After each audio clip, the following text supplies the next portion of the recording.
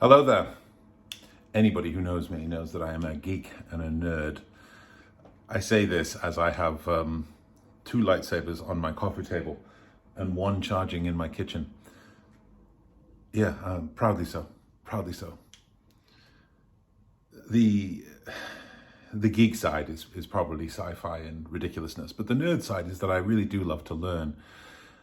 I don't think I know everything.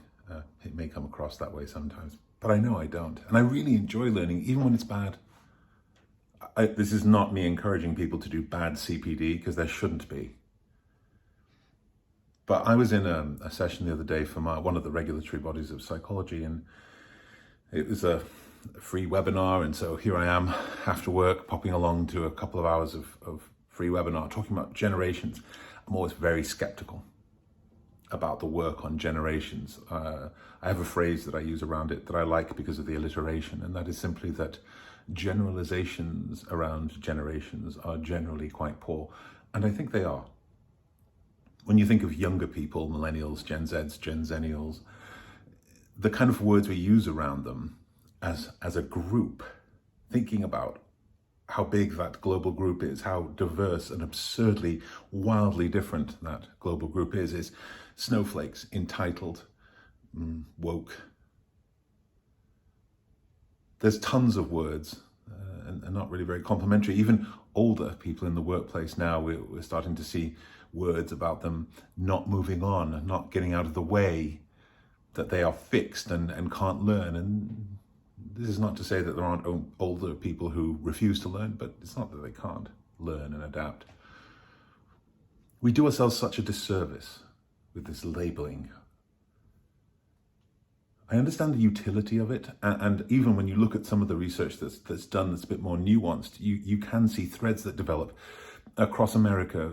Entire groups of people were impacted by things like big events like 9/11, like Columbine, but it doesn't take a genius to realize that some people were impacted in very different ways by that. We have a generation of young people that we still don't know the impact of going through a global pandemic, what it will be on them. These labels, sometimes it's like giving people a constricting suit that allows them to breathe, but never really grab the kind of air that would allow them to deliver. It's like we constantly work to suffocate and confine and perhaps develop in our own image a group of people, instead of giving them some space to show you who they are, to show you what they can deliver. I have a group of younger people in my geek squad, our psychology team, that I mostly spend most of my time with internally at APS. And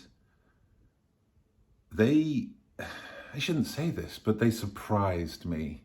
And not in part because of their age and because they are young and they have not worked in business before. And being a business psychologist does require a knowledge of business and lots of different types of businesses. And yet, because we're so stretched, they have delivered, unaided, such remarkable insights. It is a pleasure to read their work. Their analysis of things that an old head like me might imagine only someone with my experience of psychology and business could come up with, and no, there they have it. And we recognize their brilliance. We have something called shout-outs in our huddle, where we get to talk about the people in our teams who are doing remarkable things, and they continually get shout-outs. And this is it, right? We want to win in this weird, disrupted world. We want to win when we're pressured and understaffed and perhaps overwhelmed. And yet sometimes in this time where we keep hearing people talk about a war for talent, it sits squashed and suffocated. Talent sits squashed and suffocated.